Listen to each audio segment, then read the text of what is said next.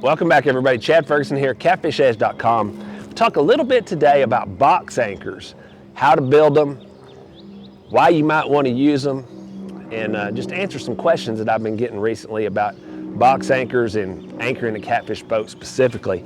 Now, I've used a lot of different styles of anchors over the years. I used digger anchors for a long time, and I still really like those anchors. I think they work really well.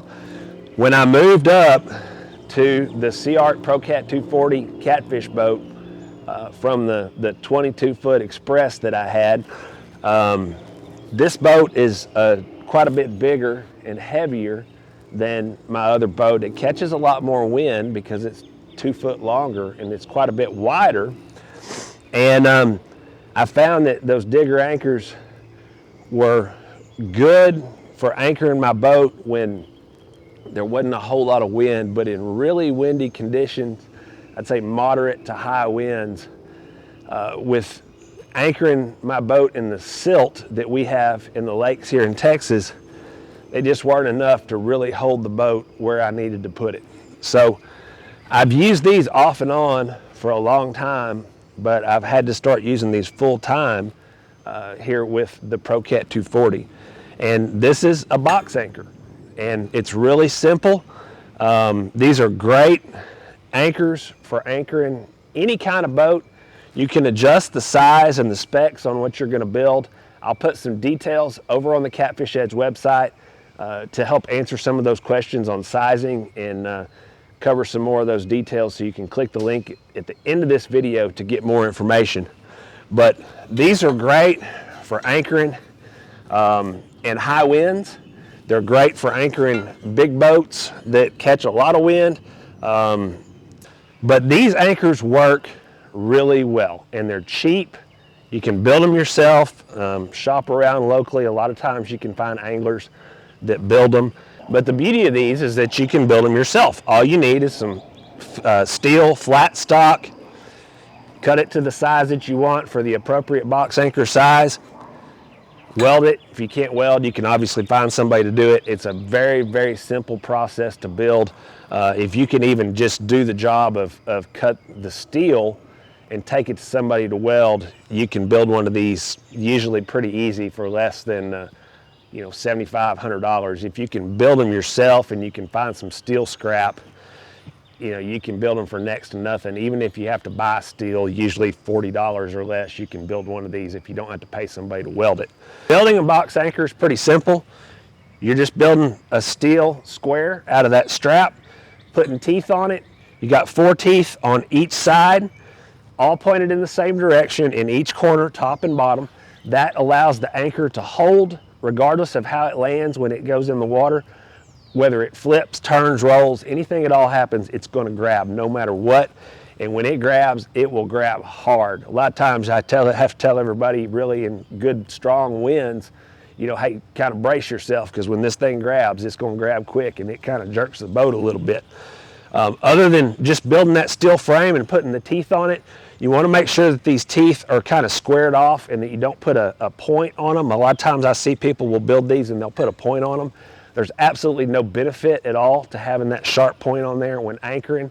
And it's really pretty dangerous, because they'll catch on your pants legs and cut your legs, and they'll tear up the deck of your boat.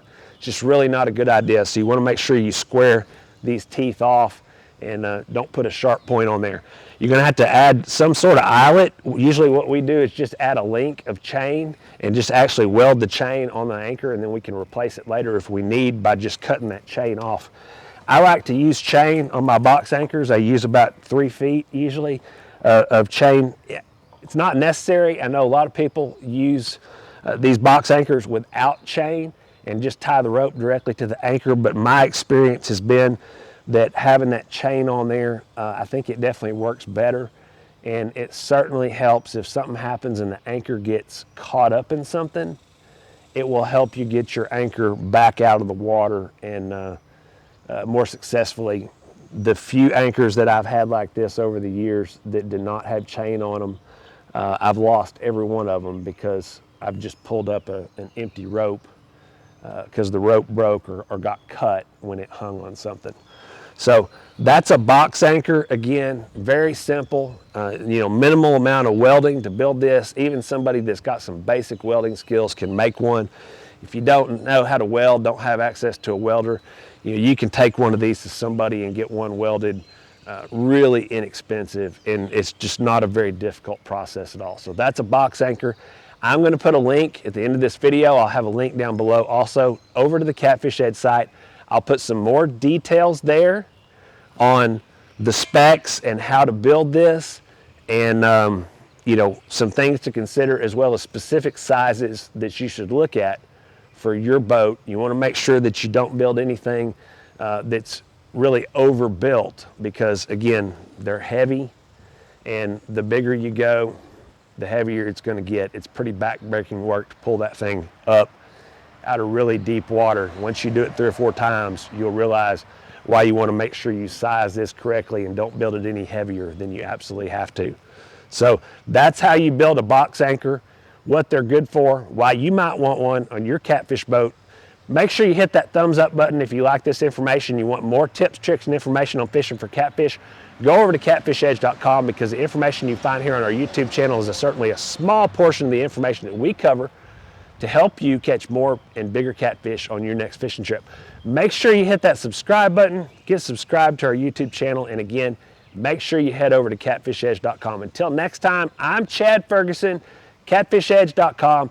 I'm headed out to ICAST in Florida. I'm gonna stop and shoot some video, maybe, we'll see.